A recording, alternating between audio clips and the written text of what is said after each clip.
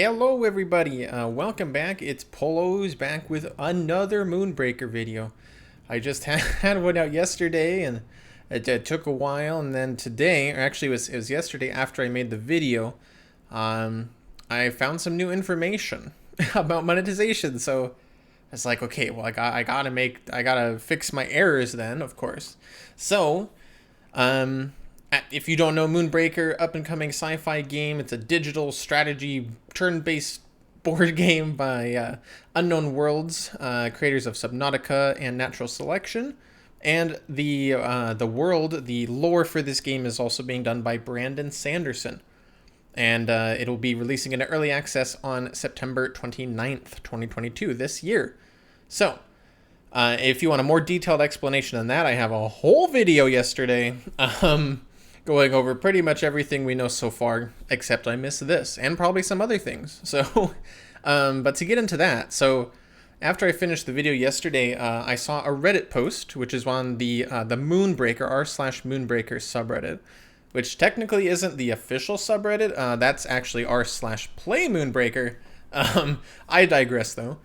There was a Reddit post by one GameKiller1995, which featured a screenshot from the official Discord of Iron Horse, who, as far as I could find, seems to be the QA manager and also might well be a dev for Unknown Worlds. And Iron Horse was talking about some monetization. And so I looked into that a little bit further, and I was already a part of that Discord, but I hadn't actually gone through and looked at things in depth there. But, well, wouldn't you know it, Iron Horse did actually share a ton about the monetization so far, and a lot of stuff that was incorrect in my videos. And so here we are. Here's the video. Monetization so far for Moonbreaker. And let's get right to it. So originally, I said that there would be only one currency. That was incorrect. There are actually 3 currencies. We have blanks, pulsars, and merits. All right, and I have a couple images here as well. And we'll start off with the first one. So again, this is Iron Horse, QA manager, presumably for Unknown Worlds on the official Moonbreaker Discord, which I will have linked below. And they say, you know, they're going over this. There are blanks, merits, and pulsars. You earn blanks, you purchase pulsars, and either of them can be utilized to purchase boosters. And boosters are packs that give you random units. That's like your main unit acquisition. And then if there are any duplicates in those booster packs, then you get merits. And then merits are used to craft things. And also, you can just, if you have enough merits, you can also just get the unit that you're really after. But that could be changed, like they said, based on feedback. And that's the main takeaway there. So 3 currencies. You have the free currency, blanks, premium currency, pulsars, and then merits, which is like shards in Legends of Runeterra, dust in Hearthstone. It's your duplicate prevention that also then lets you get the cards or items or units that you actually ultimately are after. And then how do we earn these things, right? So blanks. Currently, in the current iteration, which again, all this is really subject to change. You know, the early access isn't even out yet, and they're going to be there for 1 to 2 years. So it's all under development, all subject to change. But currently, blanks will only be earned in the cargo run, which is the PvE roguelite mode, or PvP, with PvP mode bringing in more. However, like Iron Horse says here, there's also the versus AI mode, and currently you can't earn blanks in that mode, but that feels kind of weird with the devs.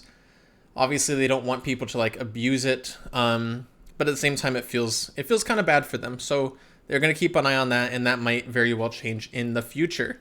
And next here, we have, more explanation on the pulsars. Like, well, why would you, if you can earn the blanks just by playing the game, all right, well, what can pulsars get me?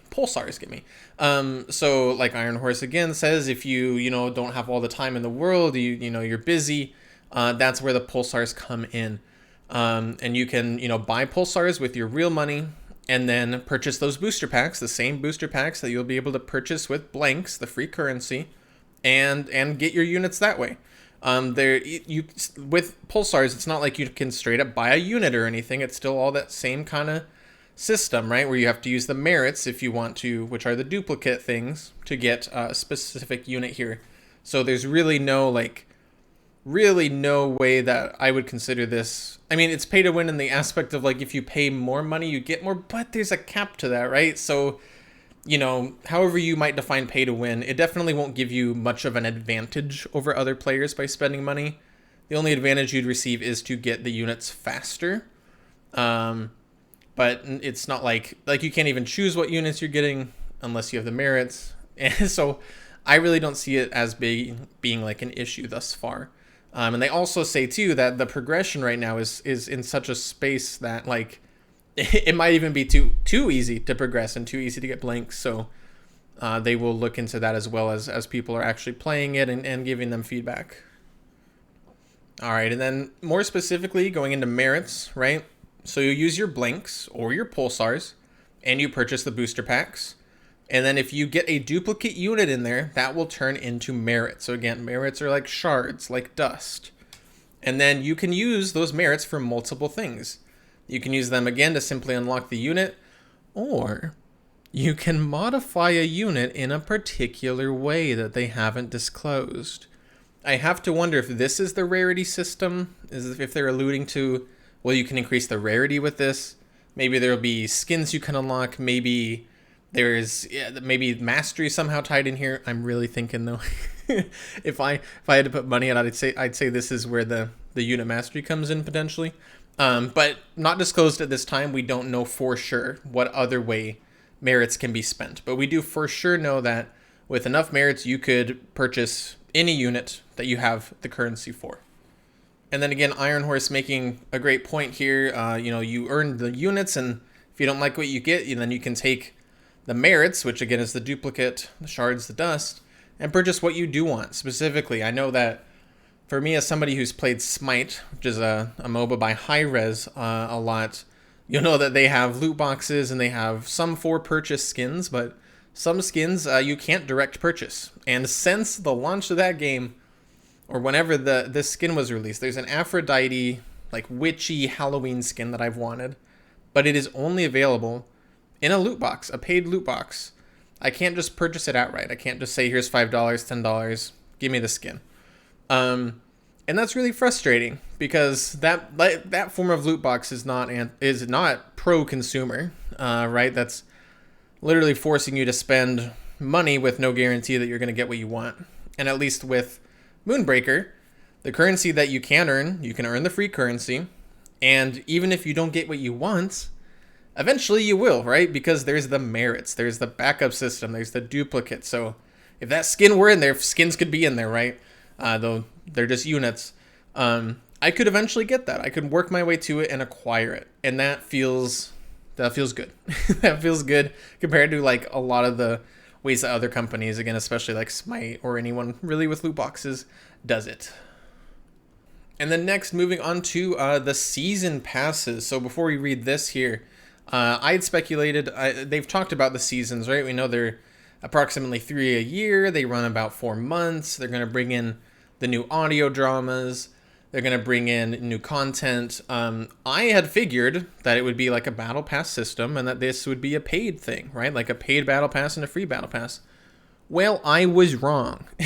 So as far as Charlie Cleveland, the game director, and everyone else has said, it's going to be free.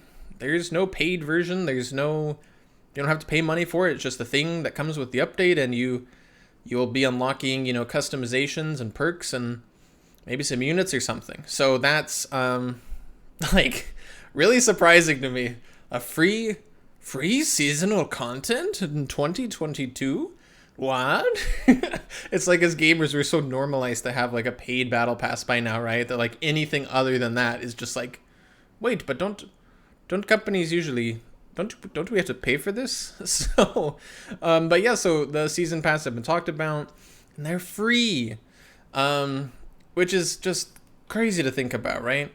Another image here. So pulsars don't have any bearing, that's the paid currency, right? So saying you can't like use that paid currency like you normally would to buy the paid track, right? The season track is free, and it's there for earning only currently. Again, this is all subject to change, you know? They could say, you know, something's not right here, we're not making enough money, we're making too much money, I don't know, we're going to change some stuff around. And they're totally within their right to do so. It's going to be entering early access, lots of years of development ahead of it.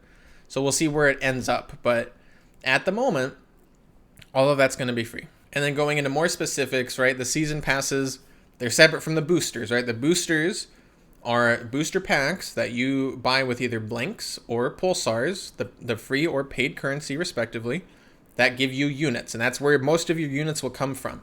The season passes are separate from that.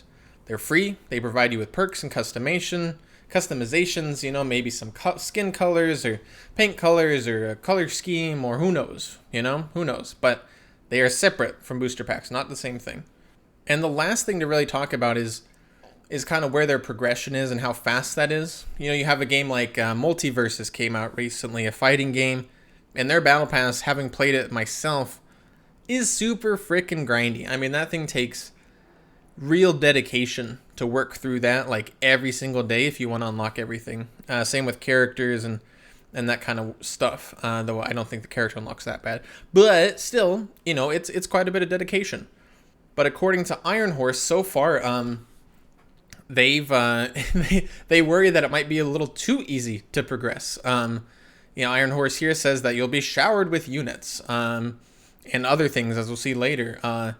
And that, like, it should be really easy to progress. It shouldn't be this thing where you're having to grind away, you know, oh, new set just dropped in Hearthstone, I gotta, you know, buy all the packs right now. Or like, oh my god, it's gonna be like 2 months before I get all the stuff, and then the meta's gonna change. You know, it sounds like it's gonna be very easy to progress, very quick to progress so far, and maybe even too easy and too quick to progress.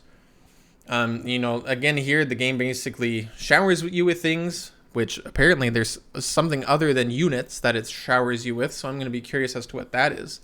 And again, it might be even too much progression right now. So we'll have to see once we get our hands on the playtest, and once it launches in early access, we'll have to actually see for ourselves how that all works out.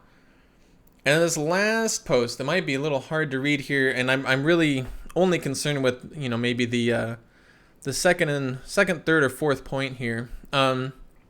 But again, talking about how you can't individually buy units with real money, right? There's the only way to individually guarantee that you can purchase a unit is through merits, which is the dust or shard currency obtained from duplicates, right?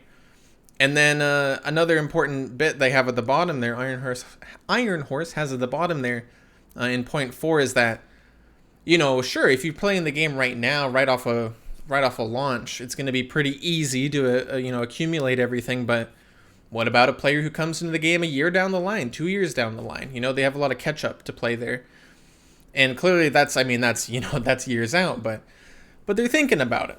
And they are cognizant of it, and they're going to be keeping an eye on that as well for the future, because you definitely, I mean, it's easy if you've been playing Legends of Runeterra since day one, or Hearthstone from day one, or MTG Online, right? You have everything. It's totally chill. But if you're a new player, it's a lot harder. So I'm glad that they're aware of that, and they recognize that, and already even are thinking about ways to, you know, mentioning R6 Siege there.